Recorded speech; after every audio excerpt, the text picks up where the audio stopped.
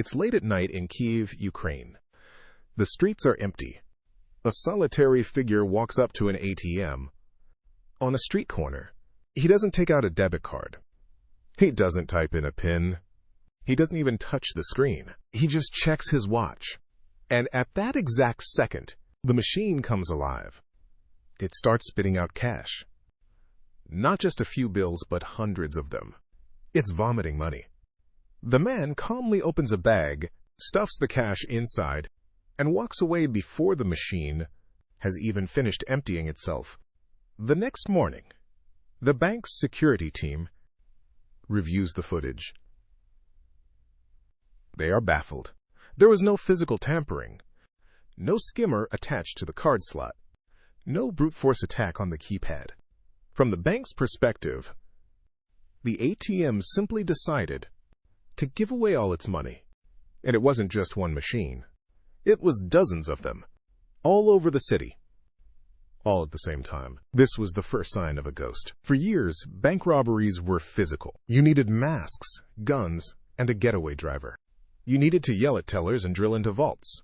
But the man behind this attack, a man living thousands of miles away, in a luxury penthouse in Spain, realized that was the old way.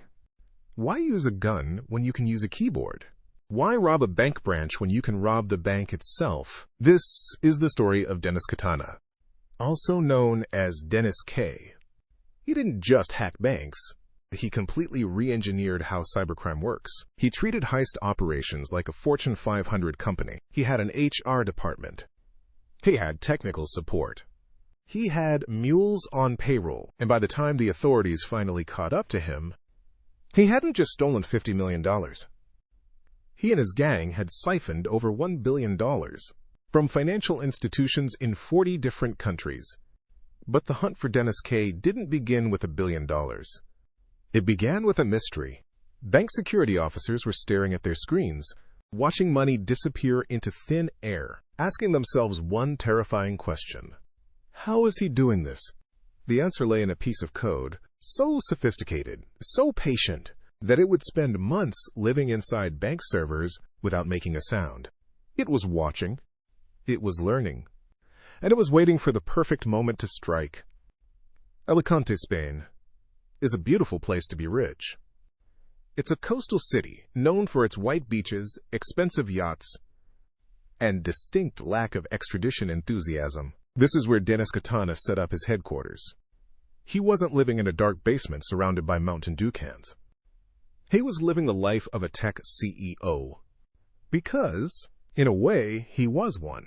Dennis and his collective, often called the Cobalt Gang, or Carbonac, by security researchers, had a realization that changed everything. For decades, cybercriminals were bottom feeders. They went after Chacho. They tried to steal your credit card number, your PayPal login, or your identity.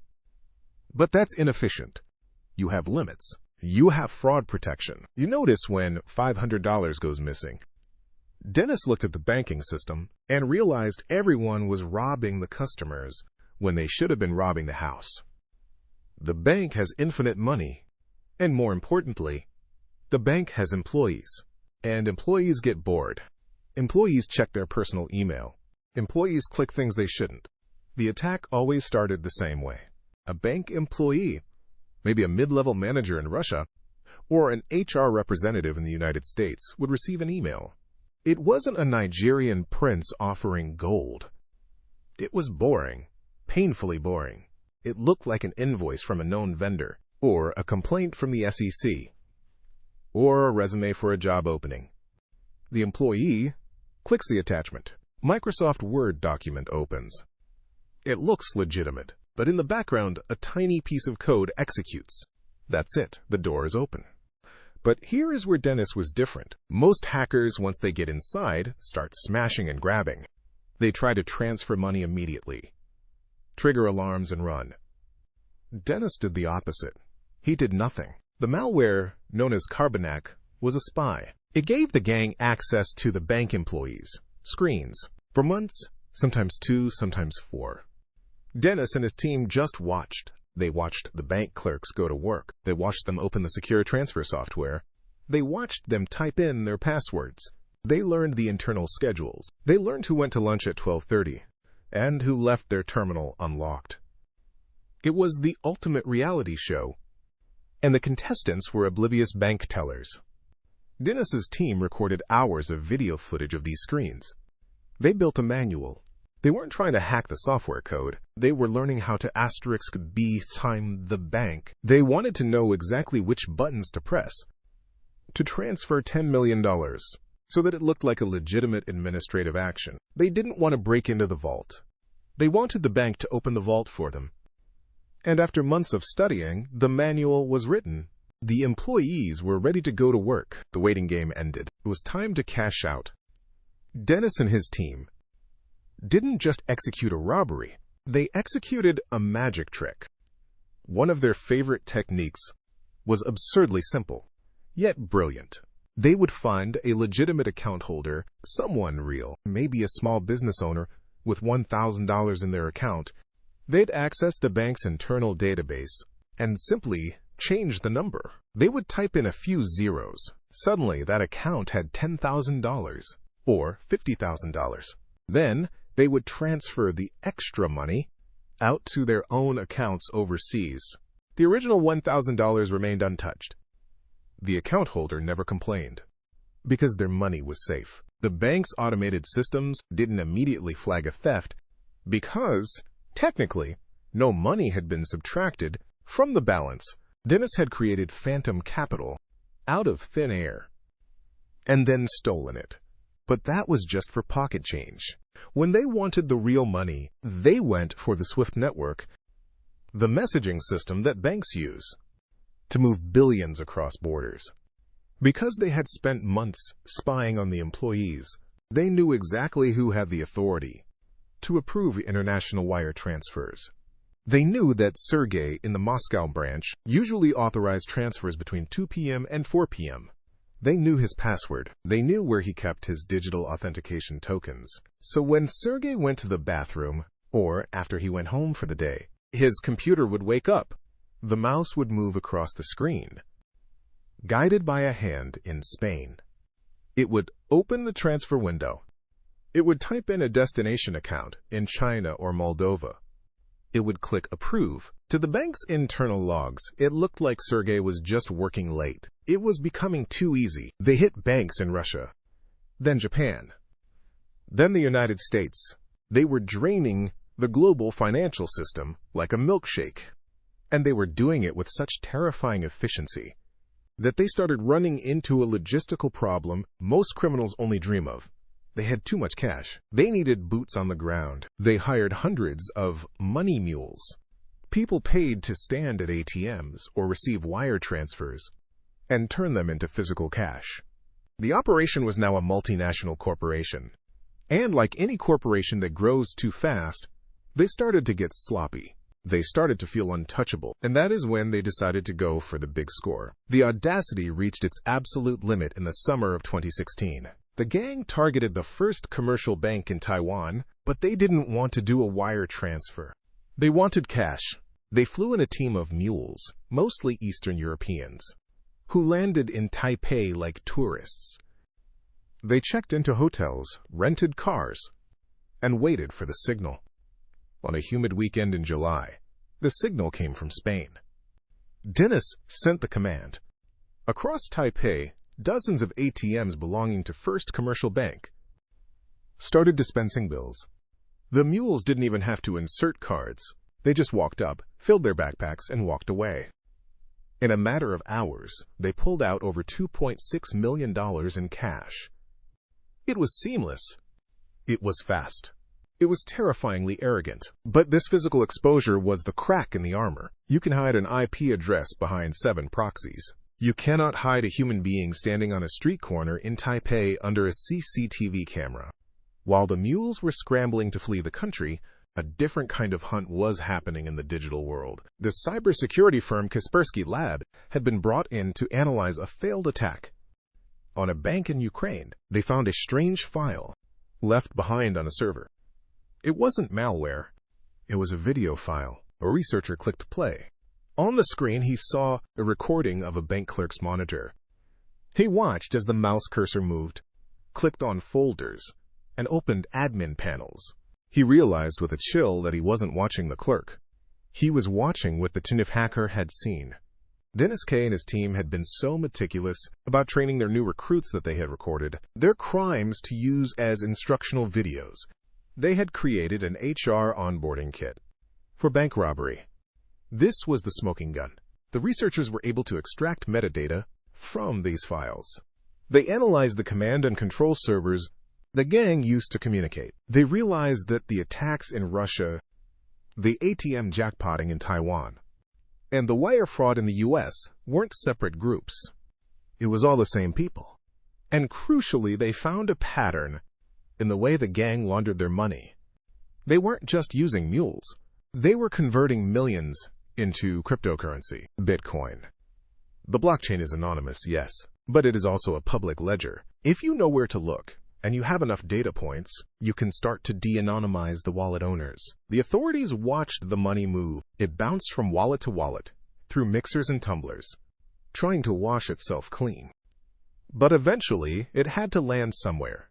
It landed in Spain. The digital ghost finally had a zip code. Alicante is sunny in March. But on March 6, 2018, the weather didn't matter for Dennis. He believed his wealth and his location protected him. He believed that by attacking banks in Russia or the US, while sitting in Spain, he was navigating the gray areas of international law.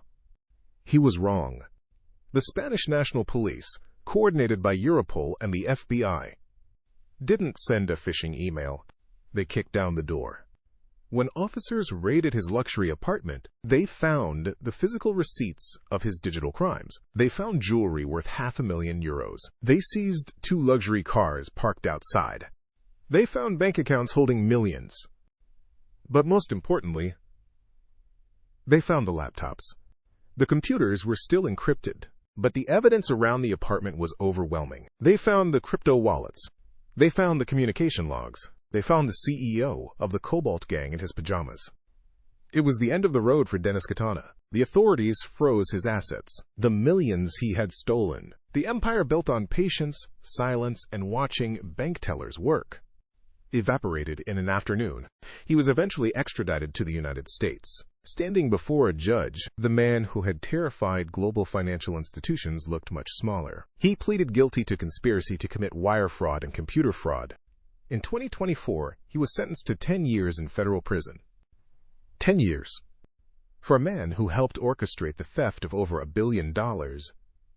Some might call that a bargain, but he also faces massive restitution payments. The millions in Bitcoin he thought he had successfully laundered? Gone. The yacht life in Spain? Replaced by a cell in a U.S. penitentiary. But the most chilling part of the arrest wasn't what happened to Dennis. It was what happened after sneeze. In a normal bank robbery, when you catch the leader, the gang scatters. The crimes stop. But weeks after Dennis was in handcuffs, another bank was hit. Then another. The malware, Carbonac, kept spreading. Dennis hadn't just built a gang. He had built a franchise. He had written the manuals so well, trained his lieutenants so thoroughly, that the machine didn't need him anymore. He was the founder of a company that could run on autopilot. The police had cut off the head of the snake, but the body was still slithering through the Swift network, looking for the next open door. Dennis Katana is sitting in a cell, but his legacy is very much free. The Carbonac attacks changed the rules of engagement forever. Before Dennis, cybercrime was largely a cottage industry. Individual hackers looking for quick scores. Dennis brought the logic of the Fortune 500 to the underworld. He proved that if you organize, if you specialize, and if you have patience, the potential profits aren't just in the millions. They are in the billions. Because of this success, the model has shifted. Today, we have crime as a service. You don't need to be a coding genius to rob a bank anymore. You can just go to the dark web and rent the software Dennis's peers developed. You can hire a support team to negotiate ransoms. You can subscribe to a botnet, just like you subscribe to Netflix. The barrier to entry has collapsed. The banks have hardened their defenses, of course. They've spent billions on AI detection and biometric security. But the fundamental vulnerability remains the same. It's not the code. It's the people. As long as there is a tired employee willing to click on an invoice that looks slightly urgent, the door is open. We like to think of money as something solid. Gold bars in a vault, stacks of cash in a drawer. But Dennis showed us the terrifying truth of the modern world. Money is just a row in a database. It's just pixels on a screen. And if you have the right permissions, if you wait until the right moment, you can edit reality. The next time you check your bank balance on your phone, and you see that number, you trust it. You believe it represents real value. But somewhere, right now, on a server, halfway across the world, a piece of silent code might be watching that same number, waiting for the employee to go to lunch, waiting to turn those ones into zeros. Dennis K. was the first CEO of industrialized bank robbery. He won't be the last. The interview process for his replacement has already begun. If you enjoyed this story, let us know in the comments. Do you trust online banking more or less now? And if you want to see how a single teenager hacked the CIA for the lulz, check out this video right here. Money is an illusion. Try not to lose it.